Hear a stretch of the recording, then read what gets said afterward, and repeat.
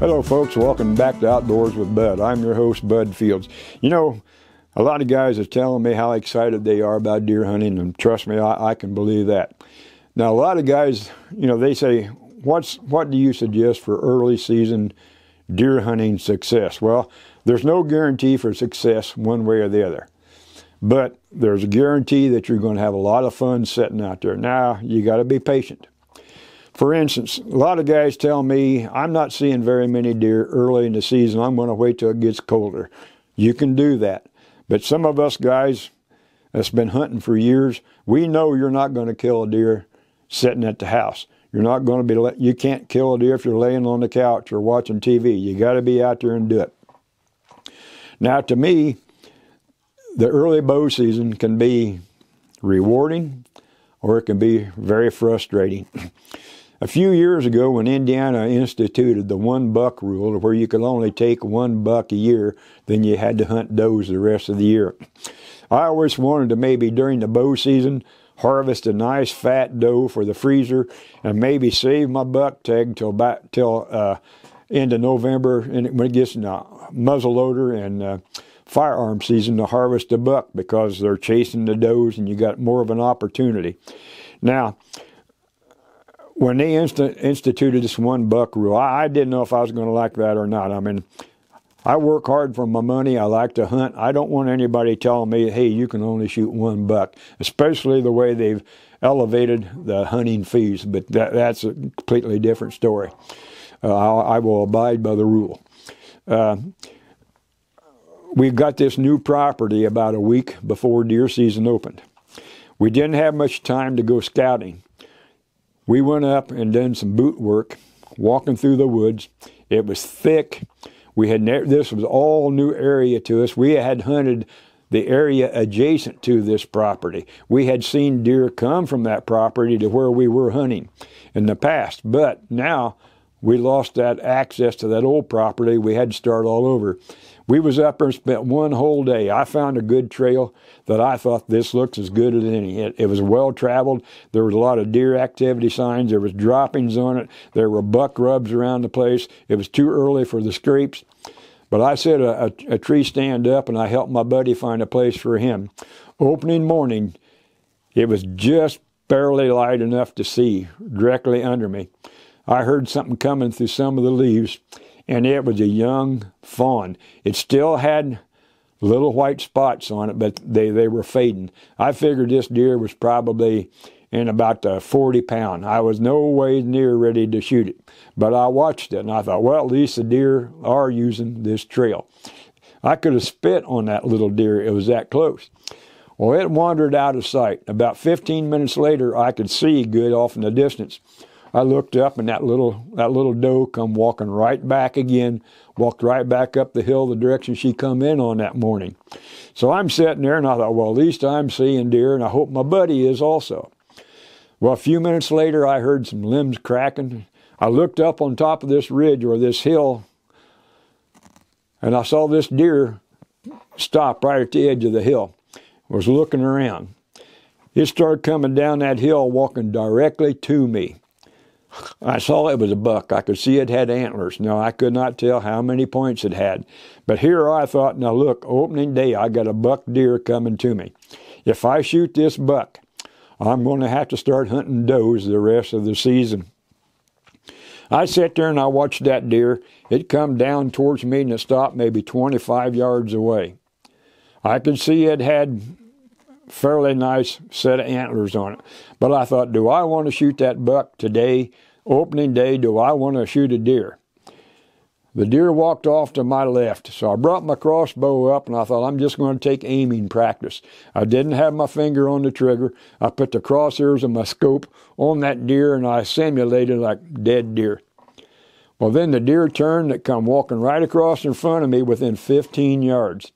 I could see at that time there were multiple points on this buck. I thought, I've always told everybody, take the first high percentage shot that you're offered.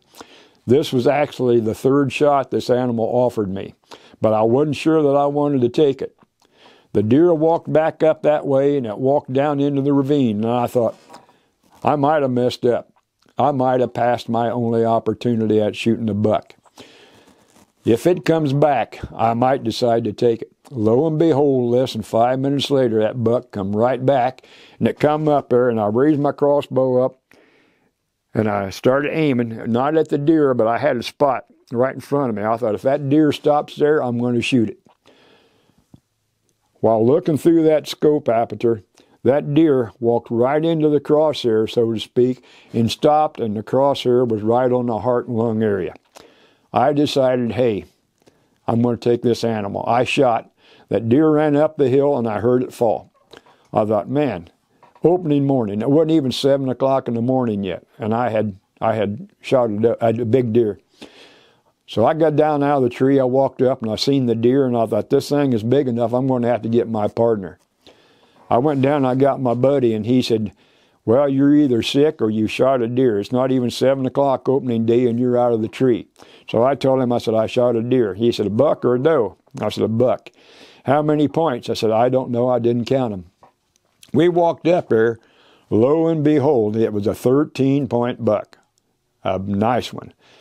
My buddy told me, he said, you let that deer walk by you all them times? I said, yeah. He said, you're crazy. Well, I decided to follow my own judgment. Now, I have hunted opening days in the past and not seen a deer. I've gone a couple weeks without seeing a deer. Back when the EHD was all over the counties, I went 2 or 3 weeks without seeing a deer. 15 to 20 years ago, when we first started hunting up in that area, we were seeing 20 or 30 deer a day. But that EHD come through and killed several of the deer. We were finding deer laying in the creeks dead from EHD. So we decided, okay, well, I'm going to be hunting does the rest of the year, which is not a bad thing. Now, the reason I say it can be bad is because, like right now, we've got standing corn everywhere. A lot of deer can be in that cornfield. You cannot see them. They're safe.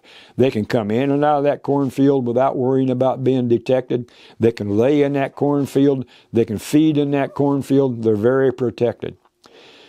I've had guys tell me, I've been hunting this one tree stand in the woods for several years. I always see deer. I'm not seeing nothing. The deer are out in that cornfield at this time. Once they take the corn out, the deer know they cannot travel across them open fields because they're going to be seen. They can be shot at. They can be killed. That's when they're going to start traveling more in the woods. So if you're hunting an area that has a lot of standing corn, this year, the area that we're hunting has got standing corn all around it. We can hear them running through the cornfield, especially when it gets dry. It's a racket. But you don't see very many of them. Every now and then they will come into the woods.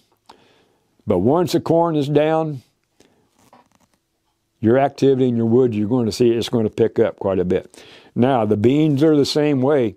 Some of the smaller deer, as tall as some of the beans are around here, unless they've got their head up, you won't see them because they're short enough that the beans are high enough they can hide in it and not be seen. But like when they get that out, okay, the deer are going to be traveling inside of the woods. Now, what would I recommend? I don't like to hunt around at the edge of an open field, especially when the corn is picked. The reason for that is most of the time when they're coming from across the woods or across the road from the woods over there, across the road into this open field to our section, they're running. I don't like to take a shot at a running deer. It's not a very high percentage shot. And so many people, they shoot and miss the deer, or they might shoot and get a bad hit, maybe cripple that deer and not recover it. And nobody wants to do that. So what I like to recommend is, there's been times when instead of setting up along the edge of the field, you may see a lot of deer crossing that field, but they're going to be running. I like to get inside of the woods within 40 or 50 yards of the woods edge. When the deer come running across that field, they first come into the woods on these heavily used trails. They will come in maybe 10 or 15 yards, then they will stop and relax, then they will start moving back to their bedding area. I try to locate a stand or a ground blind somewhere between, let's say maybe 30 yards inside of the woods as they're coming into the bedding area. That's where I like to be because they'll come in, they're relaxed, nothing scared them. They'd figure they're in the woods now, they're not going to be seen, and they're going to come into you. Then of an evening, I like to hunt closer to the bedding area. And after you've been on these areas enough, you're going to learn where they're feeding, where they're bedding down. And then of an evening, a lot of times they will come back out of the bedding area and using those same heavily covered used trails, and they're going to go back out to the open fields for whatever is left. When they pick the corn, there's a lot of corn still left on the ground. They like to come up and eat that. The same way with the beans. And you can hear the deer in the dried beans. I mean, it almost sounds like these maracas and everything clicking now, or like a big, huge rattlesnake. You can hear those beans rattling in the bean pods when the deer come walking through. But another thing, too, is early season it's going to be warmer. The deer may be active earlier in the morning when it's cooler. When it gets warmer, they prefer to be in their beds and feel safe in the beds. And then when it starts cooling off of an evening, they're going to become more active. Now, they will get up and move around, but most of your activity early and late in the season is going to be usually the first couple hours of the morning, the last couple hours just before it gets dark. They come out and they start milling around. Now, many times they won't charge out into an open field during the hunting season. They will come in and stage. They will come in and maybe they'll browse on acorn or anything like that. And acorns is something good. If you're around an oak ridge, if you can find some white oak, the deer love the white oak. It's a real sweet tasting, and they love it. Now, they will eat the red oak, but they do like the white oak better. So if you can find anything like that, and look at these trails, and I have put out trail cameras before the season starts.